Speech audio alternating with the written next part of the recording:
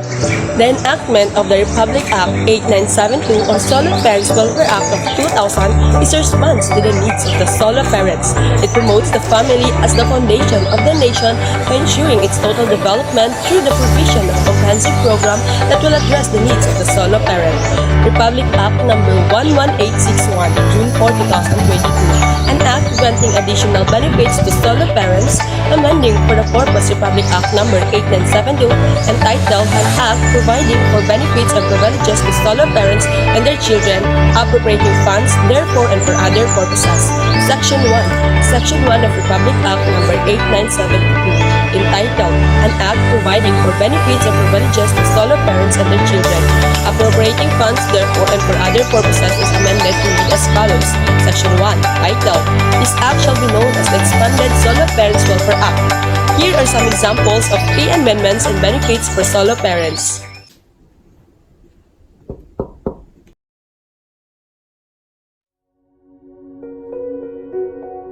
Good morning, sir. Nahuman na ako ang report. Paki-check na lang ko, sir.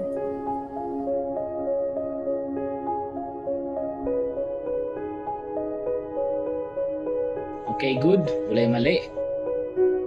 Napaka additional ipagbuhat sa imo. Dapat maumaning mo na tanan karon. Kaya need na naipasa ugma. Flexible work schedules refers to work arrangements guaranteed to solo parents, employee to vary the arrival and departure time in the workplace without affecting the core works hours as defined by the employer.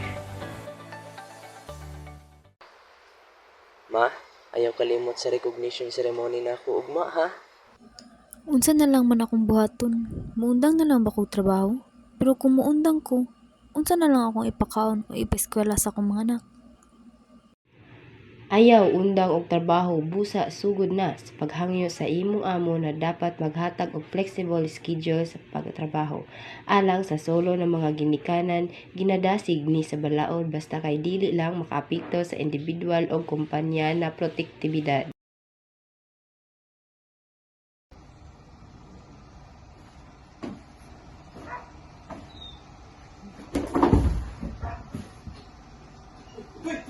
Uy! Nasaan ka, uy? Ma! Ma! Saan ka? Sino ka na siya? Dala niyo sa ospital, uy! Patindog!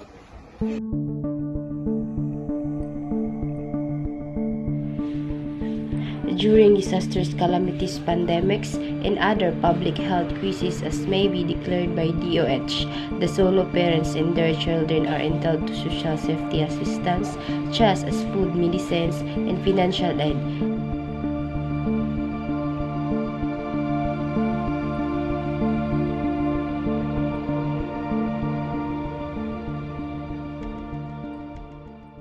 Additional benefits.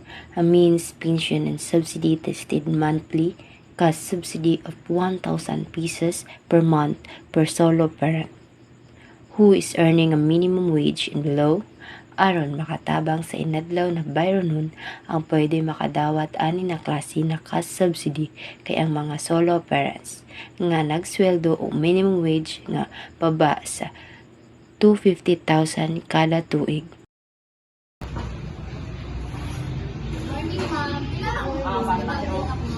Ito po, Morales po. Wait lang po. 1,000, ma'am. Ako, solo parent ID po, ma'am. Isa po sa additional benefits sa solo parent kay naa sila 20% discounts for hospitalization bills if naa kay solo parent ID.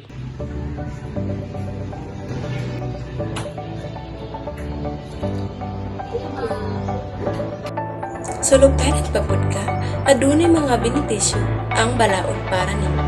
Bisan buhi pang umahan, matawag gihapon na solo parent ang inahan kay tungod isa pud ni sa ginalantaw na sitwasyon sa balaod. Kinsa pa man ang pwede matawag na solo parent para makapahimos sa mga benepisyo sa Solo Parent Welfare Act.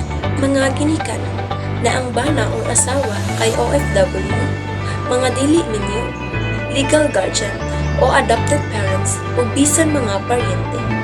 Busa, kung isa ka sa makarelate ani na problema, bisitahan lang ninyo ang pinakadoon na DSWD.